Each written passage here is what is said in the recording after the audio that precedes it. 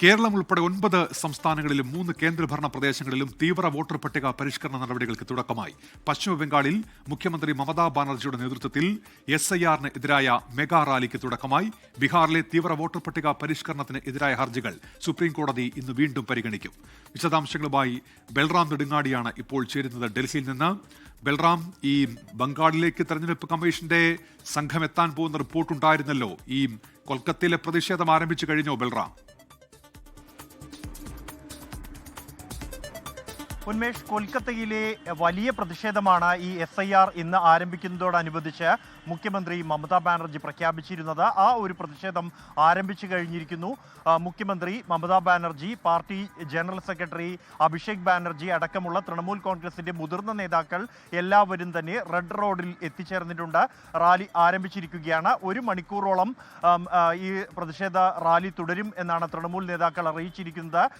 സംസ്ഥാനത്ത് SIR നടപ്പാക്കാൻ ഒരു തരത്തിലും അനുവദിക്കില്ല എന്നായിരുന്നു മമതാ ബാനർജി പ്രഖ്യാപിച്ചിരിക്കുന്നത്. അതിനുശേഷം SIR പ്രഖ്യാപനത്തിന് ശേഷം ഒരു അർഹനായ വോട്ടറെ പോലും പട്ടികയിൽ നിന്നും ഒഴിവാക്കപ്പെടുകയാണെങ്കിൽ ഡൽഹിയിലെ തെരഞ്ഞെടുപ്പ് കമ്മീഷൻ ആസ്ഥാനത്ത് 1 ലക്ഷം ബംഗാളികളെ എത്തിച്ച് ധർണ നടത്തും എന്ന പ്രഖ്യാപനവും അഭിഷേക് ബാനർജി നടത്തിയിരുന്നു.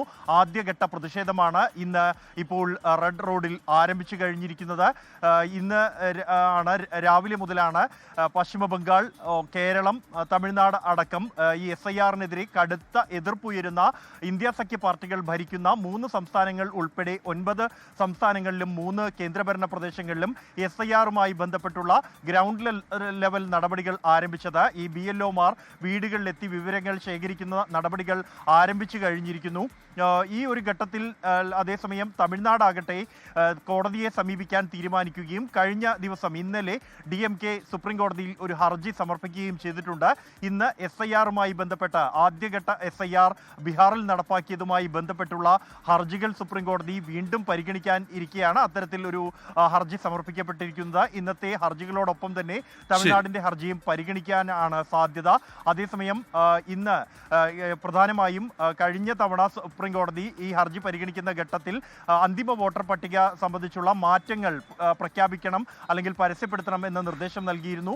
ഇതിന്റെ പുരോഗതി ഒപ്പം തന്നെ നിലവിൽ ഇപ്പോൾ തിരഞ്ഞെടുപ്പ് നടപടികൾ ആരംഭിച്ച ഒരു പശ്ചാത്തലത്തിൽ ഈ SIR നടപ്പാക്കുന്നതുമായി ബന്ധപ്പെട്ടുള്ള നിയമപരമായ പ്രശ്നങ്ങൾ ഉൾപ്പെടെയുള്ള കാര്യങ്ങളിലായിരിക്കും കോടതി വാദം കേൾക്കുക. ഉന്മേഷ്, ശരി. ബൽറാം നെടുങ്ങാടി വിവരങ്ങൾ നൽകുകയായിരുന്നു. കൊൽക്കത്തയിൽ ഇപ്പോൾ TMC-യുടെ പ്രതിഷേധം ആരംഭിച്ചു കഴിഞ്ഞിരിക്കുന്നു.